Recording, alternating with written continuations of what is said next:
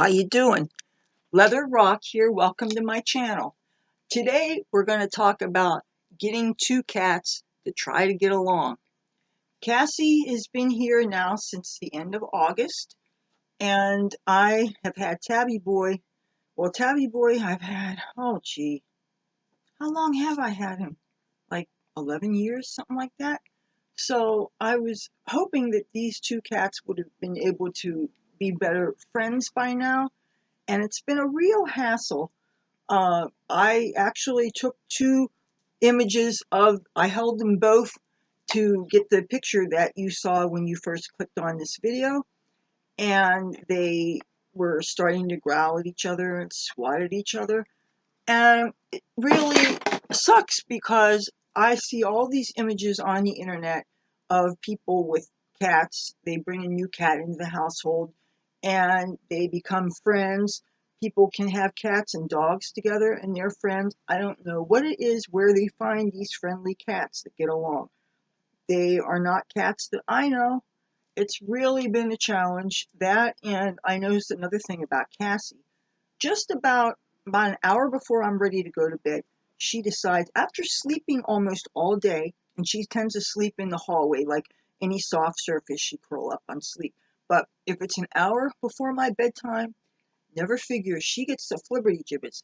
And she runs around and she bounces on things, kind of like a pinball ball, you know? And she's running in the hall. And the thing is that my apartment is a long, skinny apartment, and there is a hallway that is parallel to what I believe is a hallway to our neighbor. We have two neighbors, and if she's the way she, as little as she is, when she runs, it feels like a toddler, a little kid running up and down. And we did have a neighbor one time with a developmentally disadvantaged little boy that used to throw these temper tantrums, and he would throw himself down and he would scream. And I saw him with the family out once or twice, and I mean, he was totally out of control, and I don't think the family knew how to deal with him. Well, when this cat runs around, it sounds like a little kid, and I figure if it's getting on my nerves, it's probably bothering the neighbors. So I end up having to pick her up, bring her into my room, bring her into the carrier, and close her up. And I kind of don't always like to do that because what if she had to use her litter box or something?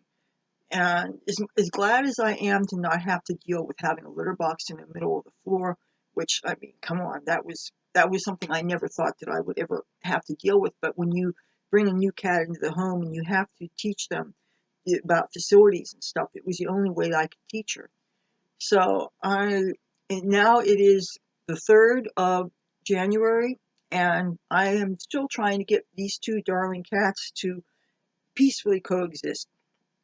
And aside from when they're this close to each other, it's actually not so bad because they are usually in the same room together. I tend to feed them at the same time. They can be 2 feet away. A few times, TabbyBoy will kind of be like, she'll be down here and he'll be up here, or vice versa. And he has swatted at her before, but he never had his claws sticking out. And if he gets too close to her, she will hiss at him, and she has never been friendly. She just puffs herself up like 3 times her size, and she ends up looking kind of like those sand cats, if you've ever seen them. They're like a desert cat that looks kind of fox-like.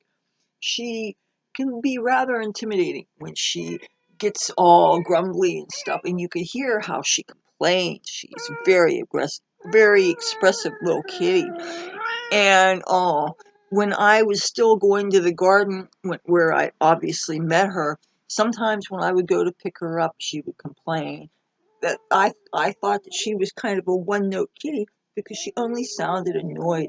Listen to this. Listen to this. Oh my goodness, you sound like you're going to rip my face off, huh?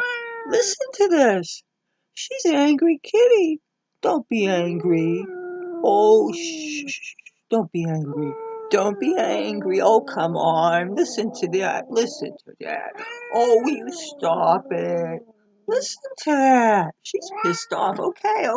Jeez. Don't bite my head off, cat. So the fact that I was able to grab the 2 of them together a few minutes ago was quite something. I would do it again to show you, but TabbyBoy's in the kitchen right now.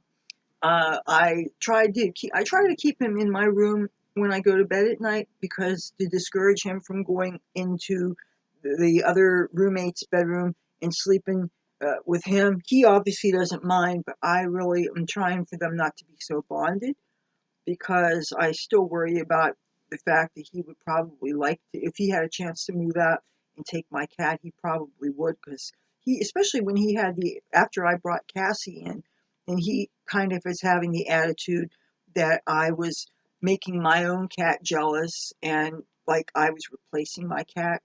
And if anybody's ever brought a new cat into a home with other cats, I'm sure you've got to deal with some kind of jealousy on the part of the original animals.